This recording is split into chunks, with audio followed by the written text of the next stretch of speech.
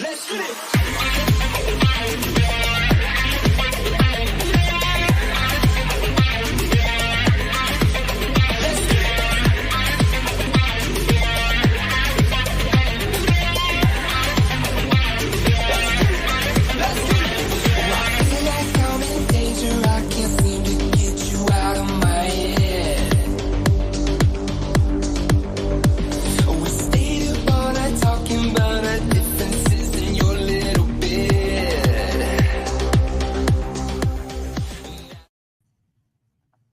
Hey guys, welcome back to the channel. It's Bryan with DD214 Transport. Please like, subscribe, hit the little bell for notification. Tonight we are coming to you from Louisville, Kentucky at the Mid-America Truck Show. So that's where we're at. That's what we're doing. So here we go. You guys, we got some, it's going to be a little bit of a long video tonight. I got some good information for you. We'll break down the numbers a little bit and tell you where you are and where you need to be. All right. So before we get too started here, let's thank our veterans and first responders for all they do and all they continue to do for this country. Wounded Warrior Project and St. Jude's Research Children's Hospital. That is our charities of choice. If you'd like to help us out, go over there. You can work with me directly.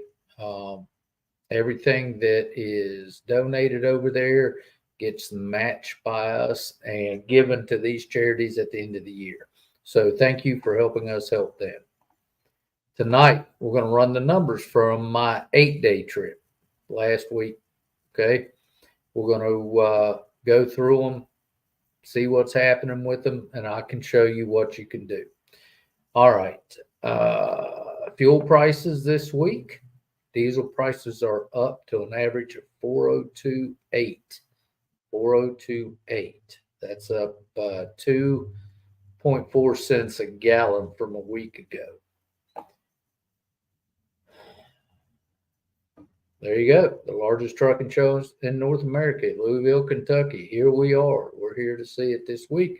I'll be sending you guys pictures out to, just keep updated on what's happening. If you're unable to be here, I'll shoot some pictures over on Facebook and on Patreon. Don't forget, May 14th through the 16th is International Road Check Day, guys. Pay attention. All right, picture of the week. Game's from James. I believe this is Manila in the Philippines. And James is taking a couple weeks off and going over to see his girl over there, and there's a picture of him. Look at him sporting DD214 shirts over in the Philippines. Hey, good job, James. Thank you. All right, man, have a good time. All right, this is from Robert. He's doing what we do, carry around Fords, but I told that to a friend of mine the other day, by the way. I said, I sent him a picture of me carrying around 2 Fords, and he said, yeah. He said the stronger normally make the weaker their slaves.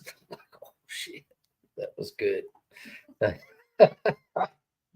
That was good. So, and Robert sent in a lot of pictures this week. I think he's out hauling some kind of rock or block there. Now, this is for me.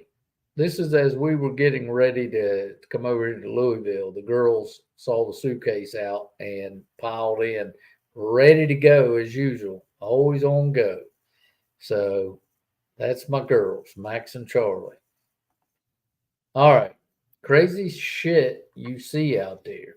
Guys, I want you to watch this. This happened, all this stuff happened during the 8-day period, and I just clipped them up real quick and throw them together. But I want you to watch this because this is the kind of crap you see all the time. All right, here we go.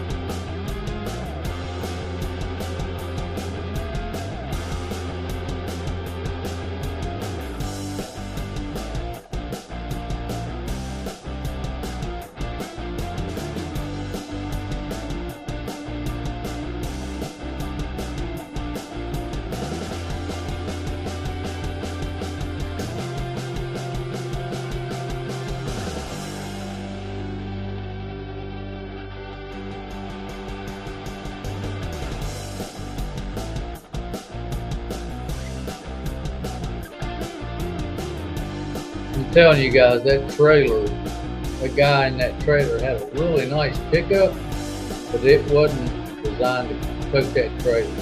And every time anything went around it, he just swayed back and forth. I was sure he had lost it by the time I ended up going around him like 3 times before I finally got away from him.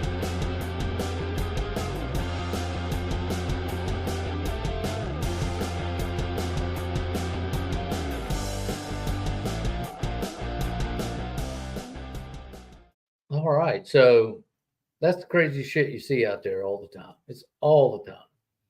And yeah, you just got to be prepared for all that. All right, under the hood, tax prep still almost complete. I'll be glad when that's done. We are at the truck show, and I'm still outfitting the van for April 1st. There's the picture. We're at the truck show in Louisville, and that's me sitting in the garage with a welding hat on, reading.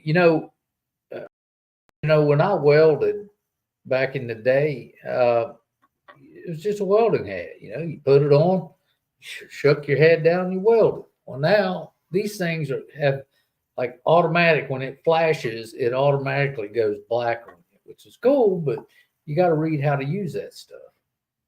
All right. So, as you know, I've run this now for the last couple of weeks. First week in April, we're going to start the van. It goes in to get wrapped Tuesday when we get back. So that's going to kick off. So Charlotte, for all my Hotshot guys, should be a pretty safe place for you guys to go as far as knowing where you can get some help out here. We're going to do full service mobile repair. It's going to be heavy, medium, and light duty trailers, emergency roadside service, diagnostic, electrical issues, brake service and replacement, hub service and replacement, axle service and replacement, welding, annual services, DOT out of service repair, and DOT inspections. We are not at this time doing semis. The biggest we're going to do is about 15,000 pound axle down to your boat trailer. So that's what we got going on there. So let's get to it. Let's run the numbers. Running the numbers from the 8-day trip. I go pretty in depth with this. I don't go penny pinching on absolutely everything, but this is right on the money. All right, before we get into that, who's over here? Anybody? Robert Kynes. Glad you made it safe. Well, thank you, sir. I certainly appreciate it. All right, so we're looking at the numbers. So on day 1, we rescued this load, and we took this load from Charlotte to Kankakee, Illinois, which was 11 hours and 13 minutes on 719-mile drive.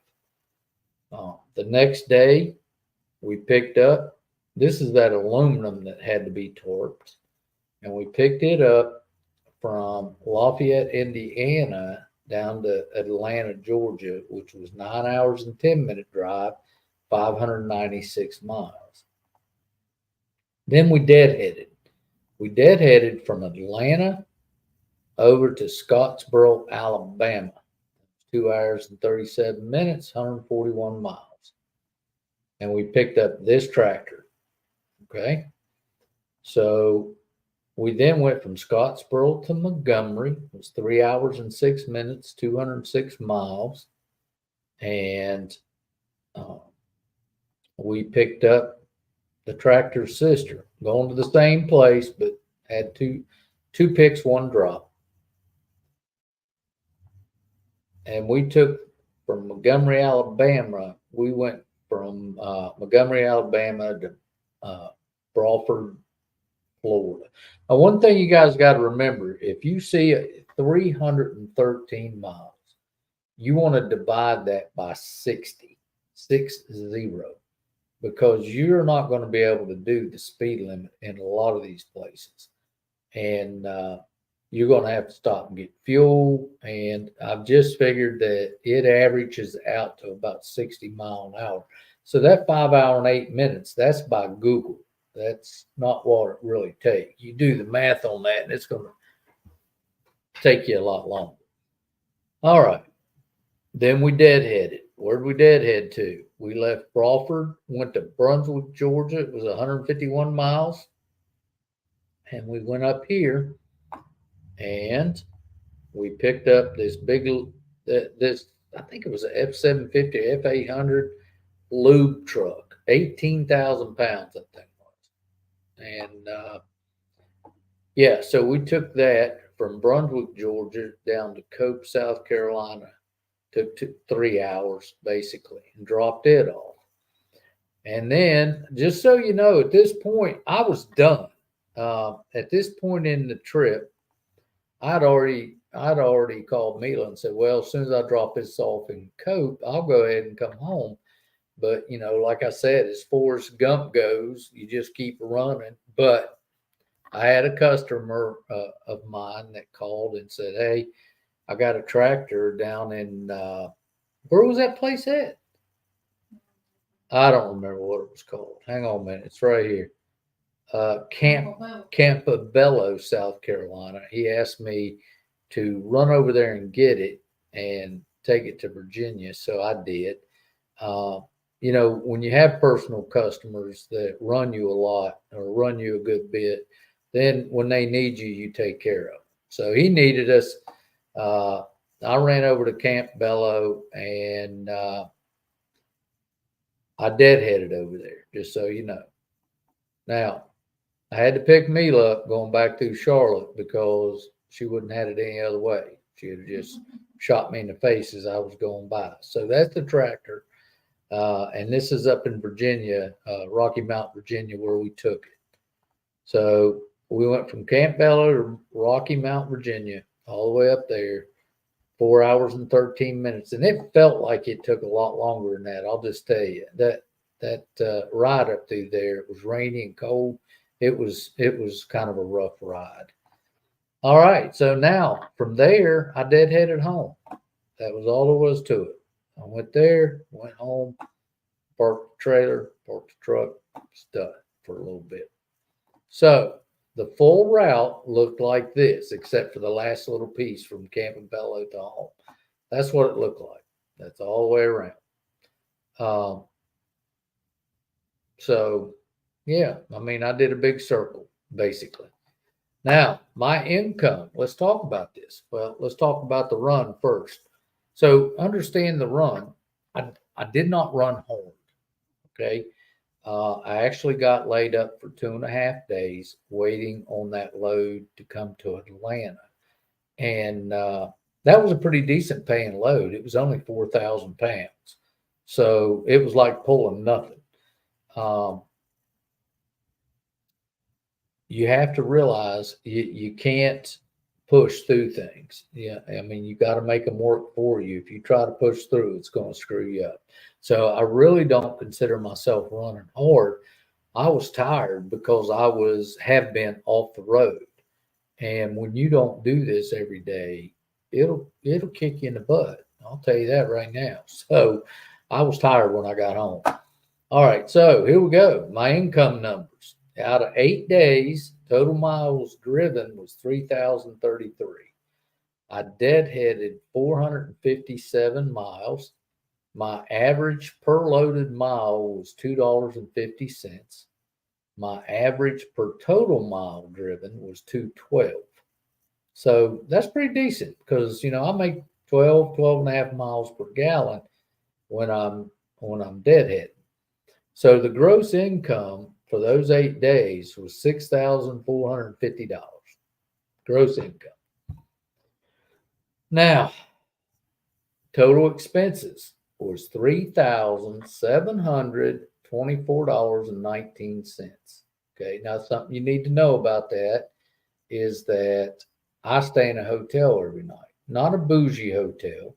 I don't get bougie with it. I try to find the cheapest thing I can above a Motel 6.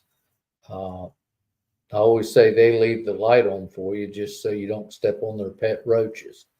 So, yeah, so that's the one That's the one hotel I just won't stay at unless it's an emergency.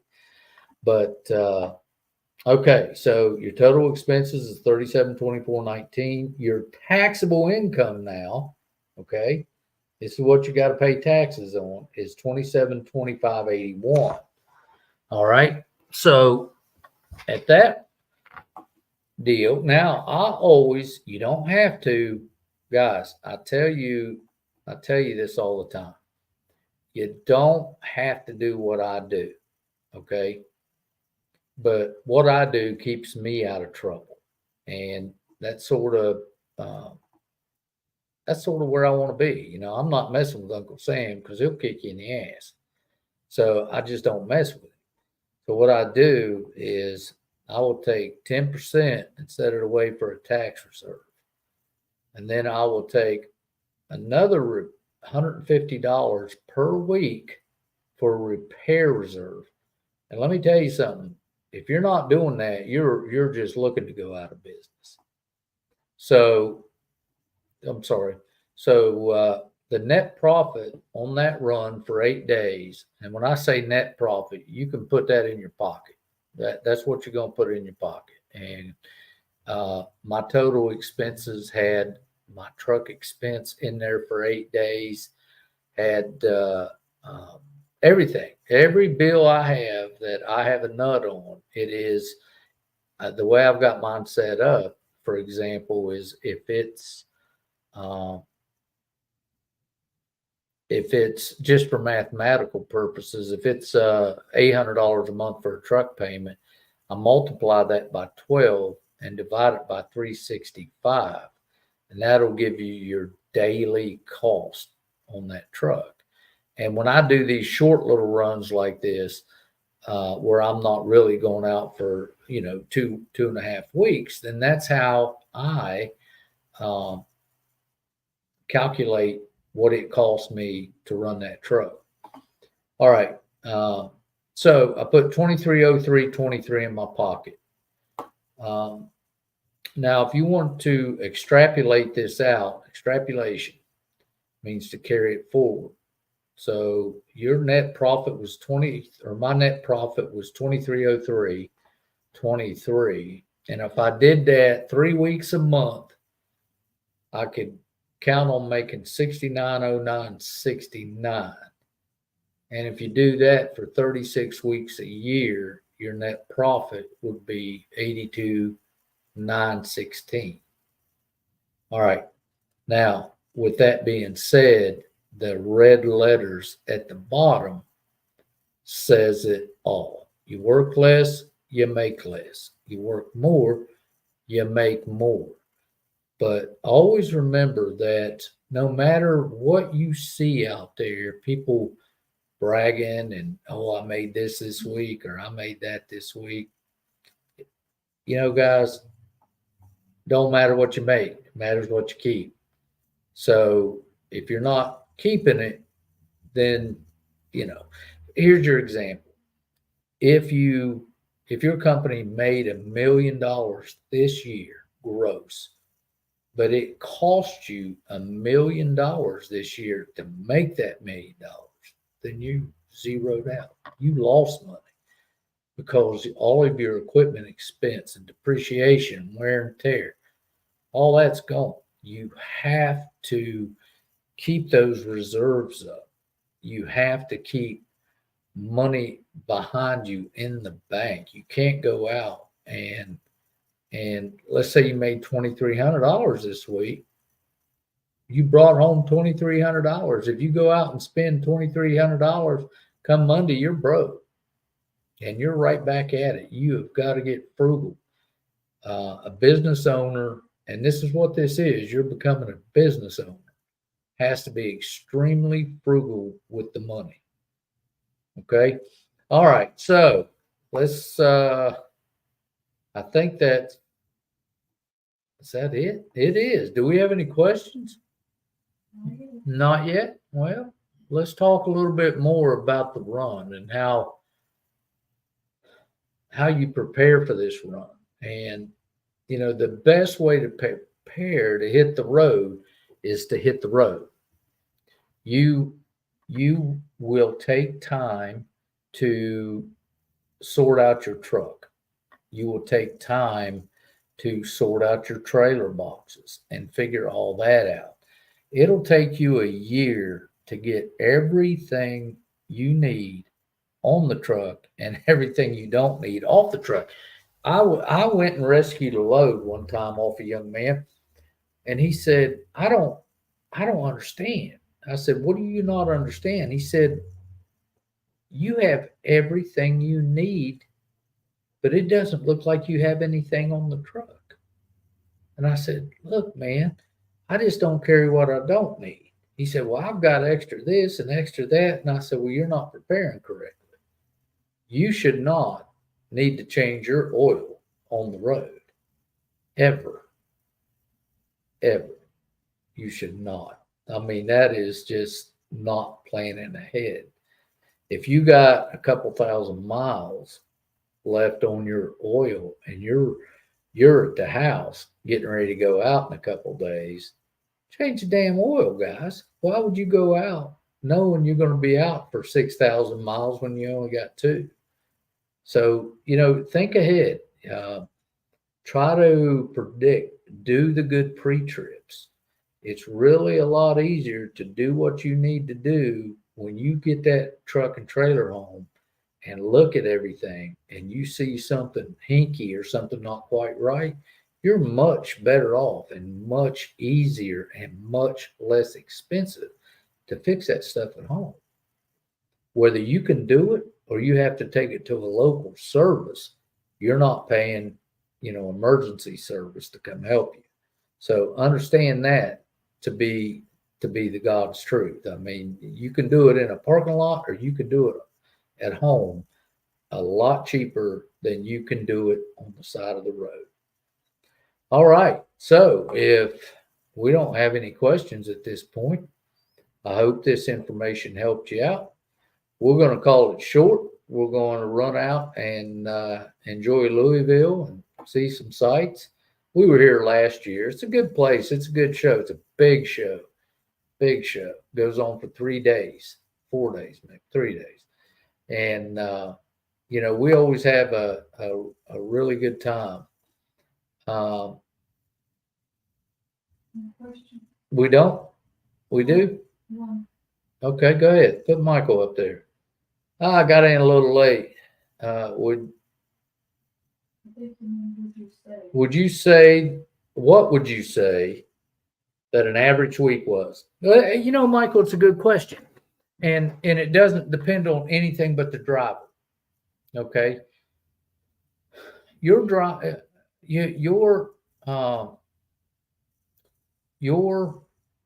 I can take the same set of loads with the same every condition, and I can hand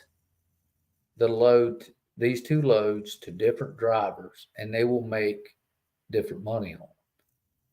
And the reason is because you're going to have a newer driver will not make as much money as an experienced driver. Okay. You take a rookie and put him on the road, and he's going to be in his head for the first 90 days. Okay. Everything, the kid is going to be in his head. So if you're having to think about what you're going to do next, or about what you need to do, or what you're having to do, then at that point, you're slowing you down. But once you get up and get moving, you get into muscle memory, and it becomes a lot faster, and it just becomes natural to you. But I would say your average driver's going to make $4,000 to $6,000 a week, right in that range. And depending on what his obligations are, how much he's got leveraged will be how well he does. And Michael, I tell everybody, get in this thing right. You need to be in that 25, but for your insurance every month, for your truck payment every month, for your trailer payment every month, those three things right there need to be in that $2,500 range. If you go much above that, you're gonna get hurt. It's gonna hurt your feelings because you're gonna be working for payments, and nobody wants to just work for payments, especially if you're gonna be away from home. All right. Well, thank you. I hope that helps you out, Michael. Anybody else got anything for this evening? No? All right. Well, guys, Louisville, Kentucky awaits. Remember to love your family because that's all you got. And if you need me, please reach out. We're here to help if we can. Yeah. It's Bryan with DD214 Transport in Louisville, Kentucky. Please like, subscribe, hit the little bell. Love your family. God bless you. See you next week. Thanks for coming. See you later. Bye. I better hit this button.